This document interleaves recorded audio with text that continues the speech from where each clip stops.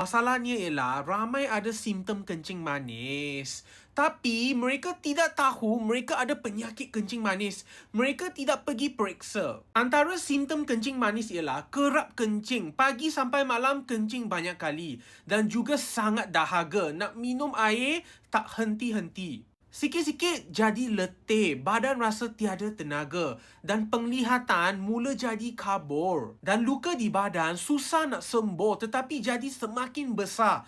Dan di atas badan, leher atau ketiak, tiba-tiba ada banyak tompok hitam yang kita panggil acanthosis nigricans. Sebab itu, mesti buat ujian darah saringan, kencing manis puasa dan juga HbA1c setiap tahun. Kurangkan makanan dan minuman gula hari ini. Jangan main-main dengan kencing manis kerana ia boleh merosakkan semua organ dalam badan kamu.